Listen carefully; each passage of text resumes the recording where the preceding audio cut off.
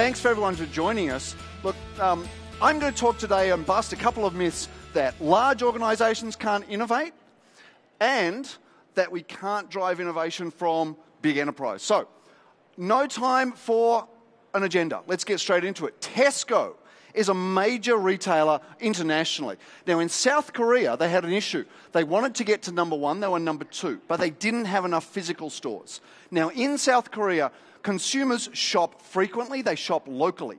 So, what they were able to do was put up life-size posters of grocery store shelves in the subway with QR codes attached to every one of the products. So customers could come in on the way home from work, use their cell phone, scan the QR code, get product details, get pricing, buy the goods they needed for dinner that night, and they would be delivered to their home by the time they got there.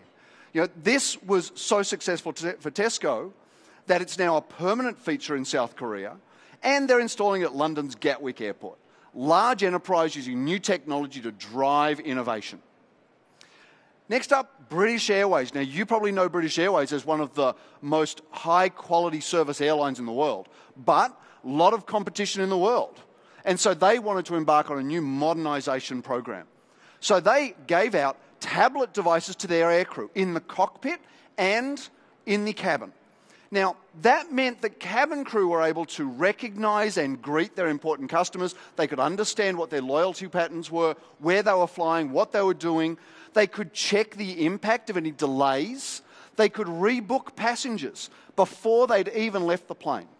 Now, that drove up customer satisfaction, but it also meant that BA was able to reduce their turnaround times at the airport, reduce the load on their staff, and save time and resources by exploiting mobile technology again for one of the largest airlines in the world. The next story I want to tell you, Canada Rail. Again, a very large traditional enterprise, but they're exploiting the Internet of Things, big data analytics, and more. So they've got rolling stock. Now, if you know anything about logistics, you know that rolling stock is money. Every second it's stopped, you're losing money. So Canada Rail have put sensors on everything, on their rolling stock, on their platforms, their switches, the level crossings, the signals. They know where every single piece of rolling stock is any time of the day. They're able to now optimize the routing, the switching, the prioritization of their rolling stock so they can reduce travel times, they can get their customers' goods to market faster, and they can improve their own profitability. Now, when you think about data processing and traditional large environments, you think of First Data. They are a transaction provider for some of the world's largest banks, insurance companies, credit card providers. You think of mainframes, you think of old world, you think of legacy. But First Data is stepping up with innovation.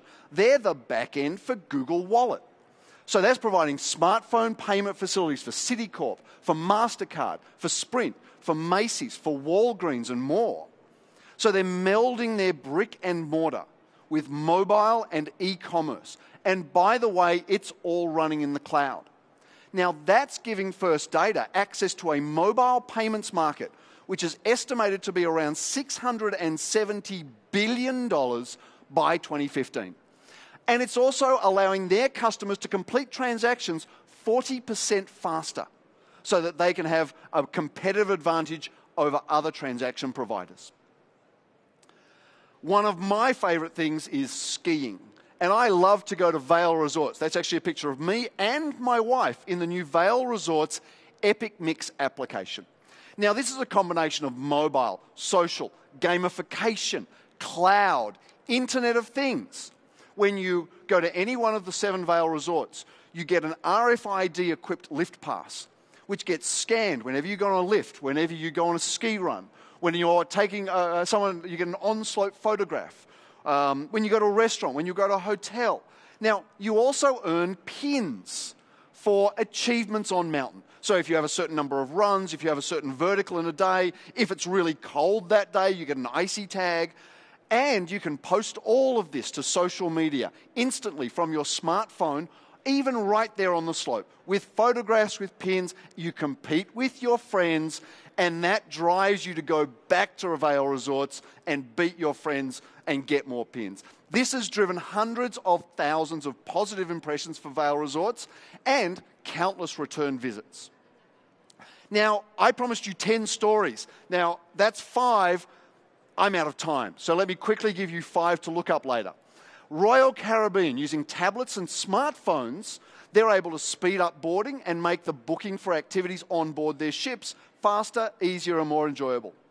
NCAR is using the Internet of Things with sensors on cars, windscreen wipers, air conditioners, headlights, ABS, anti-lock, to understand microclimates and micro-road conditions. JC Deco is using interactive billboards with QR codes and near-field communication to drive personalisation of that experience and engagement for their clients. Zynga is using private and hybrid cloud in revolutionary ways to improve business performance and performance for their games. And the Museum of London, using near-field communications, QR codes and smartphones to drive greater engagement in the museum and outside as well. So with that, I'd like to ask you to look up those case studies on Innovative CIO, the innovativecio.net, go to smartenterpriseexchange.com, and of course go to ca.com/luminaries, and you can see more details of all these stories and more. Thank you very much.